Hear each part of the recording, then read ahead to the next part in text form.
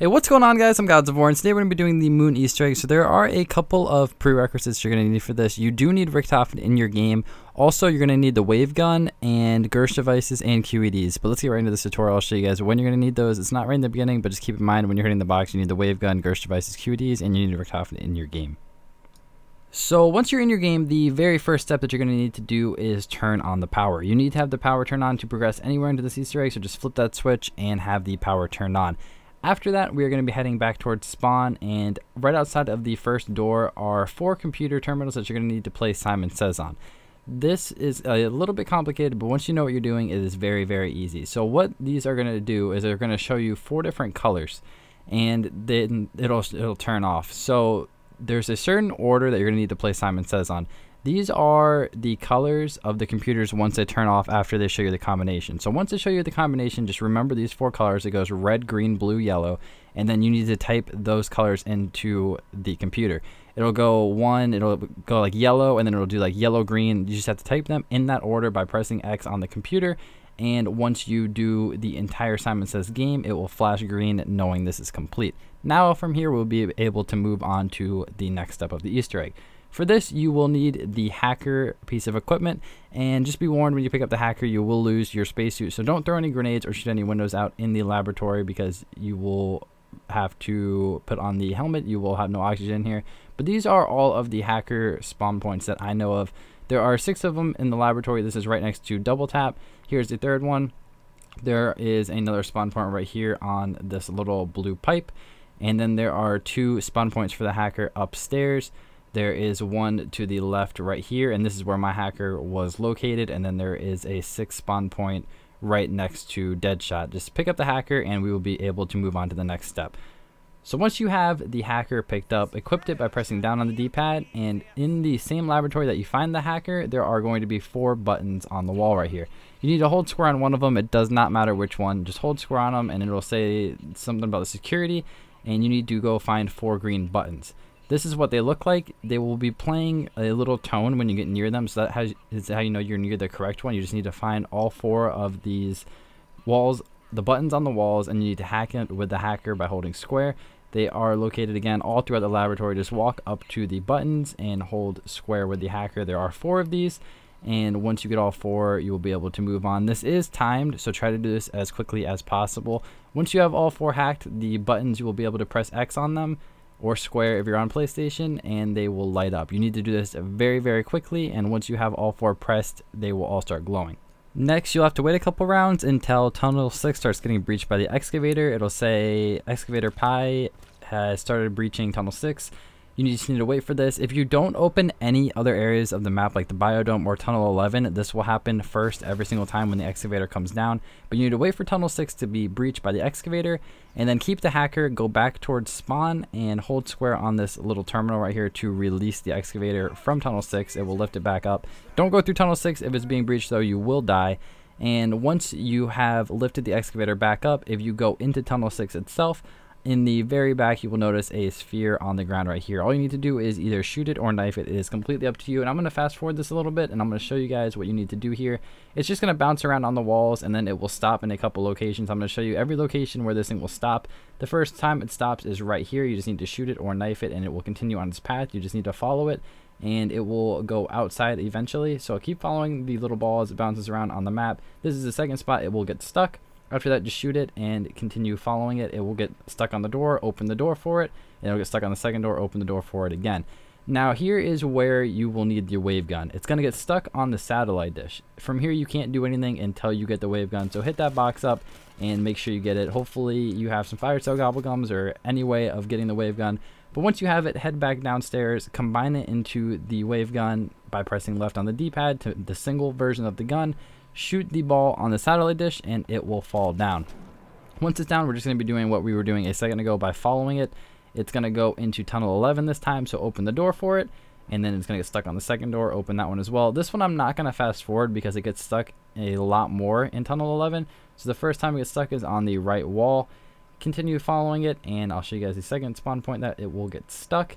It's going to go up in this little corner. It's very tricky if you lose it, but it will go right there every time. And then the last spot it will get stuck is going to be in this back room. Continuously follow the ball. It'll just continue to bounce around in the room, and then it's going to get stuck right here on that little barrel. It's going to go towards the door, open the door for it, open the second door, and we will be good to go. You guys will notice it will bounce around right down here until it makes its way over to the MPD, and it will lodge itself into the middle of the MPD. What this will do is it will spawn a cylinder to the right of the pyramid right here. It will lift itself up from the ground. All you need to do is kill 25 zombies, and when you kill them, when they are near the cylinder, it will suck their soul into the cylinder itself. So just run around, kill zombies. Gersh devices are great for this until you hear this audio cue right there. And once you have it completely full, you hear the audio cue. There is a little power switch to the right on the wall right here. Hold square on it. This will unlock you the Cryogenic Slumber Party trophy or achievement, depending on what you're playing on. And you will also get a 90-second death machine. But this is not the end of the main Easter egg. This will get you the trophy, but we will be continuing on with the rest of this Easter egg and how to get permanent perks on this map. So after that, you will need Gersh devices and some sort of explosive, whether that's Widow's Wine grenades or normal frags. Once you have the Gersh devices and either the Widow's Wine or the frags, head on into Area 51 and throw them on the back wall on that shelving unit, and then toss a Gersh device right afterwards. This is going to suck tiles that you knocked off with your grenades into the teleporter. You'll notice you got this right when a second little Gersh device will spawn on the teleporter. On the teleporter will be little tiles that you'll just need to teleport back towards the spawn, and then they will land right here. From here, you will need QEDs. If you're playing solo, this is a pain, so I do recommend using fire sales because you do have to keep switching between Gersh devices and QEDs. But if you're playing co-op, just remember one person get Gersh, one person get QEDs, and you'll be good to go. Once you get the QEDs, throw them onto the tile, and then they will bounce all the way back towards this back computer over here. Now we're going to need to find a little tube that spawns in the lab. It's an S-shaped tube. This is what it looks like. It's going to be up in this top corner over here. This is my spawn point. Now there are a ton of spawn points for this, but that is the little tube that you will need. Hold square on it to pick it up. I'm going to show you guys some more spawn points that I've seen it in. It can spawn anywhere in the slab, so just be on the lookout once you are up to the step. I've seen it on the staircase right here. I've also seen it upstairs right next to Deadshot on the floor right here as well. And then I've also seen it to the left next to this little wall right here as well. But once you have the S-shaped tube to go back towards spawn, if you press on the touchpad, you'll notice it is in your inventory, and you will need to hold square to place it. And then the player that is playing as Richtofen will need to hold square to get rid of the golden rod. He will always have the golden rod when you start the game. That is why you need to be playing as Richtofen. The computer will turn red, and from here you're going to need to mash the X button or square, depending on your PlayStation or Xbox, for a long time. You have to do this for a couple minutes. Just continuously press it, and eventually it will turn green. If you're playing co-op, just someone hold the zombie far away. But if you are playing as solo, this does take a while. I'm going to show you guys a strategy to make this a lot easier for solo players. So head down the stairs and open the door, and then wait till the zombie is a little bit closer to you till he's down the staircase. And then take the little jump pad back up to the computer. This will give you a couple seconds to mash square on the computer to continuously move forward with the step. So just continue press square, and eventually the computer will turn green, signifying that this is complete. It will flash green once during this, but then it will stay green a little bit later on. It needs to stay green, signifying this is complete. From there, walk over to the goldenrod, and you can hold square to pick it up. It will be charged as a real generator. From there, go back to the MPD, and as Richtofen, hold square, and little cylinders will spawn around the pyramid. There are 4 of these this time. They take about 25 kills each to fill, so you're going to need to be here for a couple rounds.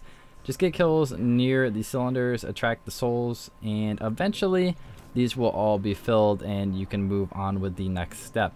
It does take a little bit, about 100 kills, give or take, but just fill them all up. The wave gun's great for this, and you will hear noises for each one signifying they're complete. Once you have all of them charged, throw the real generator into the MPD as Richtofen, and they will all go down.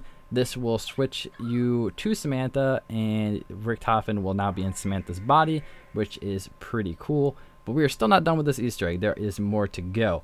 So now from here, you're going to need to play Simon Says again. This time it is a little bit harder, but it's the same as the first time that we played this. It's going to show the colors in a certain pattern, and then you're going to have to match it to that pattern on the computers.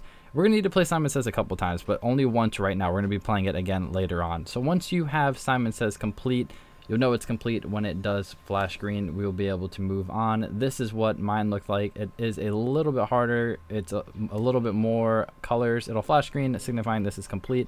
You'll be able to move on.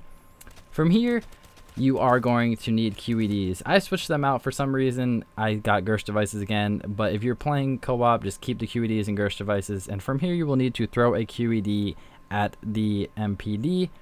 This will knock the sphere out of here that we lodged into it earlier. And all you will need from here is Gersh devices. So if you're playing solo, you're going to have to hit that box again for Gersh devices. It is a pain, but you can complete it in Zombie Chronicles, which is great because in the original Moon, you could not do this solo.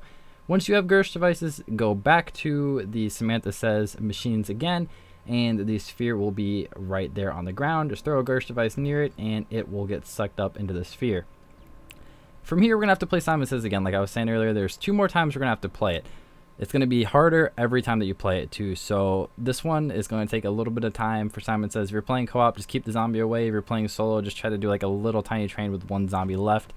The first time that you complete Simon Says, it will lift 1 rocket out of the ground.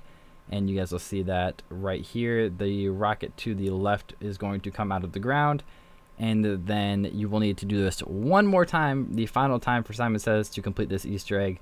Once you have it complete, the Easter egg will be done. You will get all the perks, and you will get a nice cutscene, which is about to play. And I'll let you guys see what that looks like right here. Security matrix override successful. I have finished the calculation. Launch protocol initiated. Launch in 5, 4, 3, 2, 1.